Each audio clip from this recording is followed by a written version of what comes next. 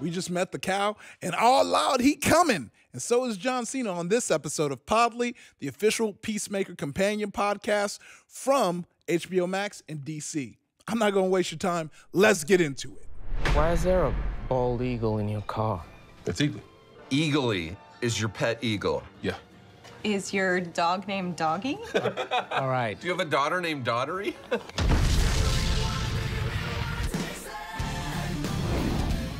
All right, welcome everyone to episode 7 of Podly, the official Peacemaker companion podcast brought to you by HBO Max and DC. I'm Fiona Nova. And I'm Nwadiwe. And we're going to be chatting about this week's episode. I mean, we've got a bunch of things that happened, okay? And as always, if by episode 7 you don't get it, or maybe this is months down the line and you're just getting on the Peacemaker train, if you haven't watched it yet, make sure you pause this and go watch the show. And then come back and come chat with us, because it's spoilers ahoy ahead. We got like a bunch of just like mommy issues, daddy issues, parent issues, butterfly issues that we just got to tackle. So let's get into it. The recap of episode 7. We are ready. We are getting ready to kill the cow. Yeah, getting ready to kill the cow. We confront about the diary. Once that's fine, we just hop into the van. Yeah. And that's when we got, there's always time to rock. They've put on the music. Absolutely. They're going. They're rolling out. It seems like we're about to hit this battle, and then, oops, Papa's home. Oops, daddy issues. Yeah. Oops, all daddy issues. Yeah. Daddy's, he's there, and him and his goons are chasing around. And we're seeing, this is some solid action. I mean, this is, out of all the episodes, this is like the one with the most action. It's like nonstop for pretty much half the episode. Yeah. They're just going toe to toe. You got Peacemaker fighting, his dad, and it looks like Vigilante makes this huge sacrifice. Yeah, they run into the forest, they're getting chased, and then Peacemaker's off to the side. That's plot A. That's like plot A. Yeah. We've got a B plot here, which is Judo Master getting mocked and getting bullied. Destroys those fellas. I don't know why they even thought to mess with him. Gets his hot Cheetos and drives to find Harcourt and Leota. Yeah, they're on the hunt. And speaking of carjackings, Vigilante just hops in the car, and they're like, "You left your keys in the car?" He's fast. You left your keys in the car. What? I was rushing. Ignore it. Let's go. What was the answer? He was like, essentially, so he's like, I just kind of left it there. Yeah. No one thinks about doing it. So he's gone. They think nothing of it. And that's where we're learning now that they're able to track Peacemaker with his helmet, which I imagine if you work that hard on something like a helmet, of course you're going to put GPS in it. Tracker on it. If it has, the sonic boom function, X-ray function, you best believe it's going to be find my helmet. Yeah, find my helmet. That comes to the best thing, the raccoon decoy. Yes, they used the raccoon, and we see that an unfortunate Peacemaker didn't get it easy. It wasn't an easy transition. His face is scratched up. He probably has rabies. The man's invincible. You know what else? You know who isn't invincible? Vigilante. He's invincible to a nap. The guy just took a nap. I don't know what really happened. We talked about A, and we talked about the BB and Judo Master. Then we got to talk about the C, which is, the newly taken over Sophie hunting down for Harcourt and Leota. So let's even move back a little bit. Harcourt discovers that Leota is Amanda Waller's daughter. And Byrne was like, yeah, I know. I did a background check. I'm not dumb. But you can also see a time where Adebayo is a little bit vulnerable in this state, because she's like, I just can't do this. I don't want to, and I can't do this. I need to go. You also have to remember, this is kind of the weight of everything that Adebayo has been dealing with since the first episode. When she thought it would be simple, second episode, it's going to be harder. She's afraid to kill a man. By this point, she's actually taken life. So this is just the weight of the whole season finally coming to weigh her down. And we have this tough moment, and it gets even tougher when we go back to the A thing we were talking about, which is Peacemaker getting jumped. But it's also the moment where there's a fight and Peacemaker kills his dad. Yeah. Shoots him right right in the head. Yeah, that was a very surprising moment. It was. You know, because it really, but I like the way it happens. There's something satisfying of a shitty person mid, speech getting just shut up and, him being like, you can't kill me. You'll never. Yeah, but it's also like the unexpected, right? Because in a real situation, that's where you get them, right? Yeah, like I don't care how bad your parents are. It's going to be hard to put a bullet. Of course. Yeah. So he's dealing with that. Yeah. And plus, he was shaken because Eagly took a bad hit from his dad. He did. He wasn't happy. He wasn't happy, and he had to protect Eagly at all costs. But on the other end, Mern also gets killed. Yeah. They catch Mern. Mern holds it down like a G and is like, I'm going to stay there. Yeah. They dispatch Mern, and we think Mern is good because he starts to fly away, but they're like, yeah, no, we know what you are. Snatched him up out the sky and crushed our boy. So not only is Mern, the human Mern, dead, also the butterfly, so he's definitely not coming back. Yeah. Poor guy. And I feel... I mean, remember, because he even had his last thing where he touches the finger like that. And I felt so... And I think that was also the moment where Harcourt felt like, damn, that was the only other person that could understand how I'm feeling right now, and the person that she looked up to. And he's dead now. And there wasn't like a moment of grieving that like she couldn't even like express or grieve. Because it's going down. It's going and she down. had to make sure she get the cow. And then immediately after, she has to go into a fight with Judo Master because he came in swinging. My gosh. Yeah, he was mad. And this is where, we get to see her take it to the max. You know, she takes down Judo Master. Well, it was a pretty good match, actually. They were pretty much neck to neck, and then Adebayo came in with that taser. Yeah. Came in with that taser and tased him. Yeah. Took him down. Yeah, but, he was dispatched. Dispatched. But yeah, I think like another scene that I love is when they're now bringing Eagly to the vet. Yes. But now the vet nurses are being held hostage by Vigilante. Yeah, Vigilante is trying to murk these nurses. Hurwitz kindly stitched up Eagly, and Vigilante's being a total freak. Dude, they saw us. Peacemaker and I are wanted. What other choice do we have besides killing this veterinarian, this nurse, and this male nurse? You could just say 2 nurses, man. If I just say nurse, I think people will imagine it as a woman. He's standing right there. We don't have to imagine anything. Must be weird waking up every day and being a male nurse. Do we really have to kill these people?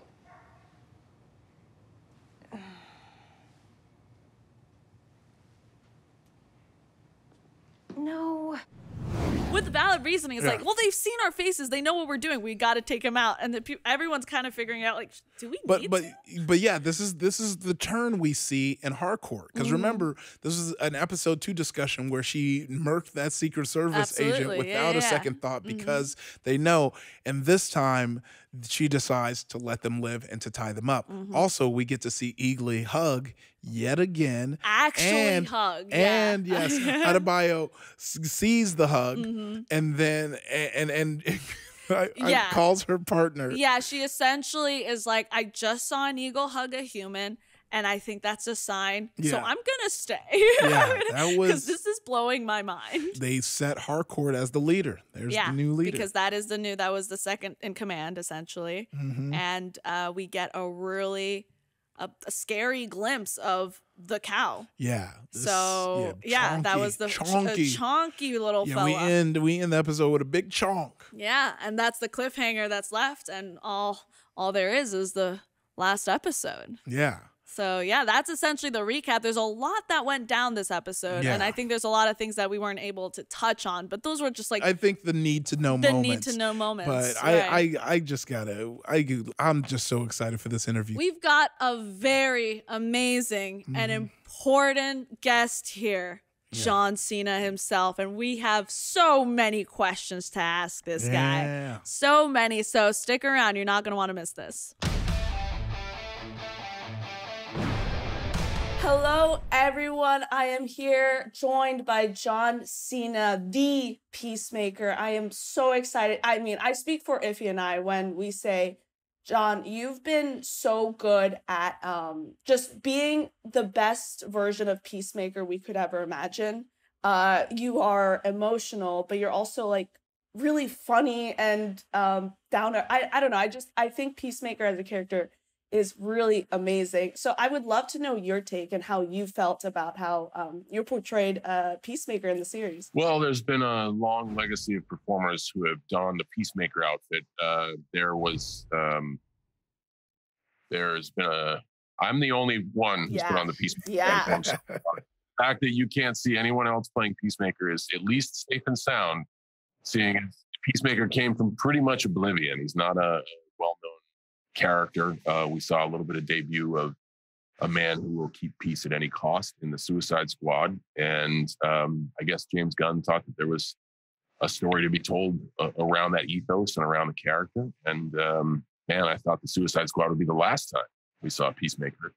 But here he is back in Peacemaker, the series for HBO Max. So thank you very much for the kind words. I know I'm being sarcastic early on, but I just trying to ease the tension. No, it's a fun ride. And speaking of fun rides, this show is perfectly self-aware. So how is it working in this kind of comedy environment? I like it because the show isn't a comedy. But it is. It's not a superhero series, but it is. It's literally a collection of personalities brought together to achieve a goal. Everybody's got their different perception about that goal, and you follow them around during their life, not just times of tension where the mission depends on it. I think that's a small difference between something like the Suicide Squad and Peacemaker.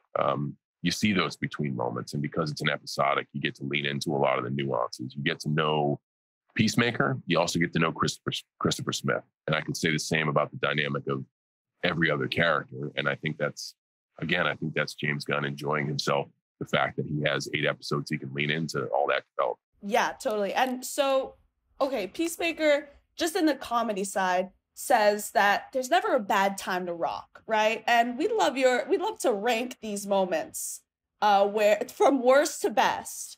When is the best time to rock? Okay, we've got a funeral, making a sandwich, singing the national anthem, having sex, and riding a crowded subway. I think candor at memorial services probably would rank in a category by itself. I think you got to know the room on that one.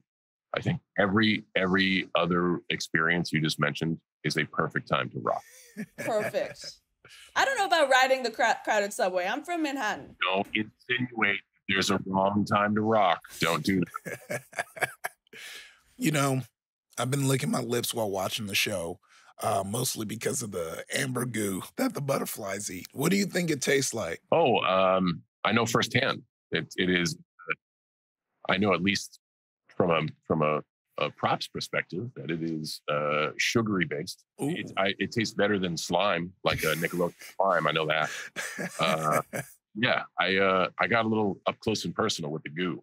And that right there is a soundbite that should vault this podcast into another dimension. Thank you for that. Thank you for that. Sweet and savory. It's everything I desired at that moment. Yeah, your curiosity genuinely has no bounds. Interesting. Yes. I love that. Love to know that about you. Yeah. You should see what's going on below my waist right now. And I was like, perfect framing for us to not know. It's a tease. All right. And so since we're talking about episode 7, it seems like Peacemaker actually catches a raccoon to use as a decoy. Is that something you think you could do? I would not be curious about that in real life. That's a bad maneuver. Those things are so cute, but they are so wild. Oh yeah. And there's a reason they still exist. That's their ability to defend themselves, and just they'll want to take you on. Oh yeah. You're in a trash can. You're in your PJs. You go out to see what it is. It's a raccoon, and you better just fold. Go back to sleep. Don't try it. Do not try it. Yeah, just take the L. Why would you even try to win that battle? Oh, yeah. I just like the fact that Peacemaker is constantly getting throttled by, like, in the first episode, a very unlikely opponent comes out of nowhere and hands Peacemaker his ass. Oh yeah. Okay, so that's how we're introduced to this guy. And then a raccoon hands Peacemaker his ass. Like, I like the fact that he's not that good in those respects. Well, let's take the flip on that. And if you could get a hug from an animal, which animal would you choose? Being hugged by a bald eagle when you see it in CGI is pretty dope. I think that in my real world, that was a memory foam bowling pin shaped gray object. So when I see that, I have a different experience. But like seeing me getting hugged by an eagle, I think a bald eagle ranks right up on top of that list. Yeah. You know, to wrap out the interviews, we always take a question from the community. So this is our Eagly Mail. Yeah, all right. Still waiting for the graphic. I'm sure something kick-ass happened. No, we'll make something extremely low budget. It'll be a yellow Post-it thing. It'll be a flip book of like Eagle. Oh, low budget. But we have no graphic support for Eagly Mail. Yeah. Just saying Eagly Mail. That's it. You might have to sing the jingle, I think, for the audio. You want to do that? Yeah, we'll need that. Eagly Mail. Boom. That's it. We got it. There it is. All right, so this person from the community asked, the streets are talking. What are they saying? What's the word out there? What do people want? I have no answers, and I will just spew misinformation. This person asked, Mr. Cena, have you read any comics with Peacemaker, be it before or after the release of the Suicide Squad and or during the production of Peacemaker? Or did you approach the role as Mr. Gunn wrote it and directed you to play it? So that's a great question. I'm going to give you the answer first, to which you will have an emotional response. Then I'm going to give you my why. The answer is no. I did not read any comics before or during production. I'll allow you to emote. Here is my why. Because the very first thing I did when I got the job, I shook James Gunn's hand and said, do you want me to get every comic or periodical or anything about Peacemaker and study up? And he's like, no. The reason I've chosen Peacemaker is because many different artists have given different interpretations of Peacemaker. So it's kind of up. This is a great character because it's up to us to craft it. And I think James's depiction of Peacemaker, like everything he does, it stays true to the art, the crazy silver toilet bowl helmet, the enormous desert eagle. So like it's true to form, but he wanted the ability to be able to tell the story, and a lot of it was kind of like decisions made in the heat of the moment. You know, he's a douchey, broy Captain America that I never would have got that from the comics. Yeah. So I think he didn't want me to read those comics because he didn't want me to develop biases, to come on set and be like, no, the comics say this. So I know what you're telling me, but Peacemaker is more like this because of what I read. And it actually worked out great because, you know, the Peacemaker's material, it's archival, it's old, it's not of today. So to take a character and retrofit all this stuff and make it appropriate for what James wanted to accomplish in the series, he actually gave me the advice not to read the comics. And I'm glad he did, because we have this family behind me that I'm very proud of. Oh, yeah. I completely agree. Your Peacemaker is my favorite Peacemaker. So, you know what? Even though it's a listed one, I will take that. You know, I spent most of my life being called number 2. So I'm going to take the time right now, as the only person who's ever donned the Peacemaker outfit, to be the number 1 Peacemaker. You are the number 1 Peacemaker. Now, because you pulled out the Desert Eagle, I just need to know, what other props did you bring to the show before we wrap it up? So, like I said, I can't really show you below my waist. Right. It's not what you think. It's actually a bunch of TVs airing old 70s World's Strongest Man reruns. Ooh. I don't know how to. What a twist. I have the gloves, and I have the full Peacemaker outfit. The one thing I don't have is the helmet. I lost it in a sucker's bet to Jimmy Fallon last night at the Tonight Show. So I don't have the helmet. I don't own it anymore. And to be quite honest, I didn't own it in the first place. So, que sera, sera, as they say. Yeah. But yeah, I have, this is not a real weapon, as you can see. Yeah. Well, I believe you can. Yeah, I was like, I can believe you could bend a real gun. So I also think things like this, because if you look at the comic book art, Peacemaker does carry a giant silver sidearm. But as we learn more about Peacemaker, this is obviously a compensation piece as well. Oh, yeah. So I think that there's a bunch of stuff that Peacemaker does and how he defines his character. The bright uniform, they touch on that in the series. Mm-hmm. Certainly his, even the dove of peace engraved on all weaponry. I think everything has meaning, and all that stuff is true to art form. So it's cool to be able to see this stuff. And man, our props guys did an awesome job with this stuff, and they're lending it to me for the afternoon. So very grateful. Okay, John might have a little background difficulty. Those are those budget cuts we were talking about, right, Fiona? Yeah, right. You'll see it in the graphics too, actually. Yeah. So it happens. It's Hollywood, baby. Yeah.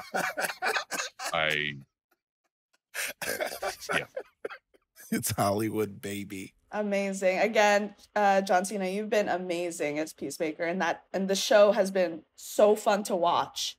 And really, it's been such a ride. So great job.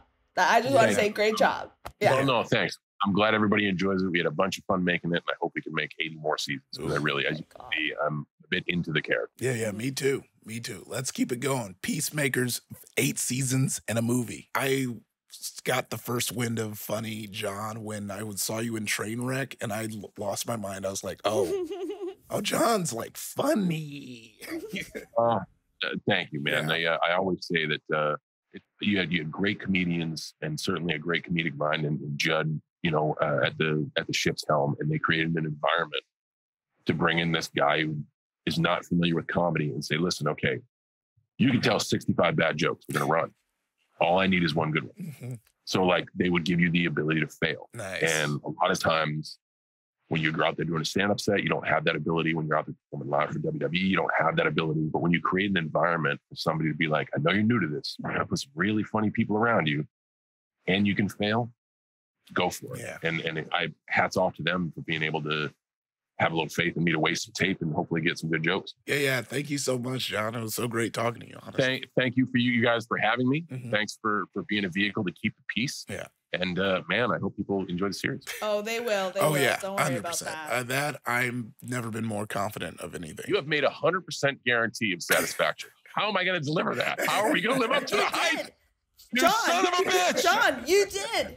We 100% guarantee that Peacemaker will happen. You will feel a certain way about it, okay? All right? And we would like you to share those thoughts. Engage in social media on how you feel. Good, bad, or indifferent. Great. Peace. See you later, John. Oh, man. And I already miss him. I want him back here. Oh, man. What a great guy. So excited. It was so great to finally just chat. I love chatting with all these cast members and people behind the scenes, just getting a glimpse of how Peacemaker's made and just getting even more about their characters. I'm loving it. Yeah, getting info on the Peacemaker sausage. Ooh, the Peacemaker sausage. Well, let's go ahead and get this Peace Prize going. Mm-hmm. Okay, we got the Peace Prize, one of Iffy's favorite segments of the show. And I think this is a no-brainer. Yeah. We have an amazing, warm, and wholesome Eagly hug. Mm-hmm. And guess what award we're going to give it? The Eagly Hug. The Eagly Hug Award. We have to, because that was the hug, and it's an Eagly Hug Award. Of course. We have to give it that award, because that was one of the most touching and sad and also most wholesome scene, personally, that I felt. And also, it made it even better that Adebayo saw it, too, because she didn't believe it, but she sees it, and that is a sign that she's going to continue on. I know. And especially, too, you get to see just this extremely vulnerable version of Peacemaker who's praying and hoping that Eagly survives this, and he does. And he does. Spoiler alert. He does. Yeah. You don't need to be sad. Don't cry. Yeah. He does. He makes it back. He rises from the grave, essentially, to give Peacemaker a hug. And oh man, how much we love Eagly. Yeah. We love Eagly. But yeah, that scene was great. And I think it definitely deserved this award. So, Eagly hug. Goes to the Eagly hug. There it is. There it is. Well, on that note, I think we got to close out. We've had so much fun hanging with you, talking about Peacemaker. Thanks for watching. I mean, this was the penultimate episode. Mm-hmm. The next episode will be the finale of both the show and the podcast. Yeah, and then we lose our jobs. If you haven't already subscribed, so you won't miss an episode when you subscribe. And if you want some awesome and sweet merchandise, check out shop.dccomics.com to get some amazing Peacemaker merch. You're not going to want to miss it. And even though the show's finale is next week, it doesn't mean you have to stop ingesting comic book media. Make sure you get the DC Universe Infinite account so you can get access to so much comic books, so much more. You'll love it. Trust me, I have it and I love it. But also, please don't forget to follow us on Instagram, Facebook, Twitter, and, start the conversation with us. Let us know your favorite scenes. And of course, make sure you're streaming new episodes of Peacemaker and Podly, the official Peacemaker companion podcast from HBO Max and DC on HBO Max. Okay? Until next time, keep the peace. Keep it. Keep it.